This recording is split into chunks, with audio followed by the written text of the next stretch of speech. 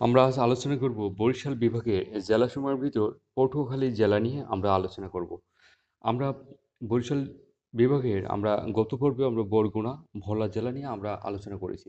বরিশাল বিভাগের মোট ৬টি জেলা আছে, তার ভিতরে আমরা পটুয়াখালী জেলা নিয়ে আজকে বিস্তারিত তথ্য আমরা আলোচনা করব। পটুয়াখালী জেলার যে কয়টি উপজেলা আছে সেই তথ্যগুলো, উপজেলাগুলোর নাম, পটুয়াখালী জেলা কিভাবে নামকরণ করা হলো, কিভাবে গড়ে উঠলো সেই তথ্য আমরা জানবো। পটুয়াখালীর বিখ্যাত যে স্থানগুলো আছে, দর্শনীয় পয়েন্ট, সেই পয়েন্টগুলো তথ্য আমরা জানবো। ভিডিওটি স্কিপ না করে পুরো ভিডিওটি দেখার জন্য চেষ্টা করবেন। আমরা পটুয়াখালী জেলার যে ম্যাপ আছে সেই ম্যাপের ভিতরে আমরা প্রবেশ করলাম। এখানে দেখা যাচ্ছে পটুয়াখালীর যে ম্যাপটা আছে, ম্যাপটার ভিতরে অনেকগুলো উপজেলা আছে, উপজেলাগুলো নিয়েই কিন্তু পটুয়াখালী জেলা গঠিত। এই পটুয়াখালী জেলার মোট ৮টি উপজেলা আছে। পটুয়াখালী সদর, বাউফল, দশমিনা, গলাচিপা, কলাপাড়া, মির্জাগঞ্জ, দুমকি, রাঙ্গাবালী, এই ৮টি উপজেলা নিয়ে পটুয়াখালী জেলা গঠিত। তাহলে আমরা পটুয়াখালী জেলার যে ৮টি উপজেলা আছে সেই উপজেলাগুলোর নাম আমরা জানলাম। এখন জানবো পটুয়াখালী জেলার যে নামকরণ কিভাবে করা হলো সেই তথ্য কিন্তু আমরা এখন জানবো। পটুয়াখালী জেলা: রায়ের কাঠি, জমিদার বাড়ি, মঠবাড়িয়ার সাপলেজা, কুঠিবাড়ি, প্রাচীন মসজিদ, মঠবাড়িয়ার মমিন মসজিদ, Sriramkathi, Pranab Math Sevashram, Gopalkrishna town club, Sherebangla public library, Majherchar, Mathbaria,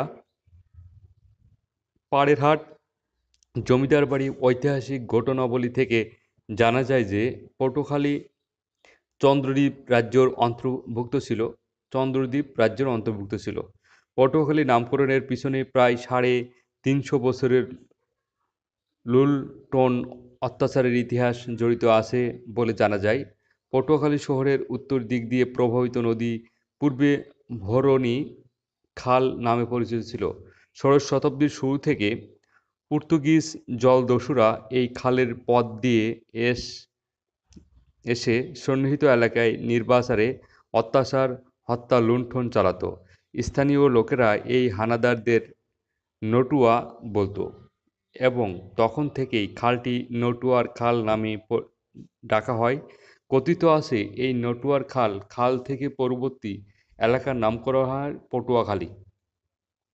তাহলে পটুয়াখালীর নামকরণ কিভাবে করা হলো ও সে তথ্য কিন্তু আমরা জানতে পারলাম।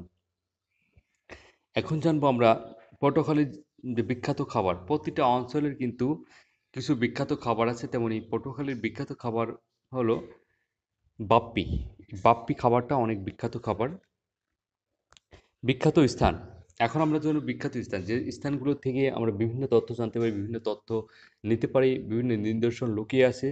তেমনি সূর্যোদয় এবং সূর্যাস্তের কুয়াকাটা কুয়াকাটা পটুয়াখালীর একমাত্র যেইখানে আমরা পিকনিক বা ভ্রমণের জন্য যাই, সেখানে যে সূর্যোদয় বা সূর্যকন্যা বলা হয় পটুয়াখালীকে, সেই কুয়াকাটা দেখার জন্য যাই।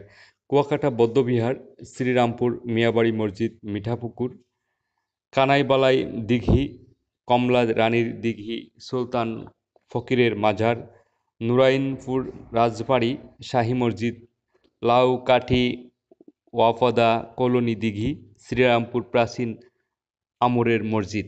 তাহলে আমরা এই বিখ্যাত স্থানগুলোর নামও কিন্তু আমরা জানলাম।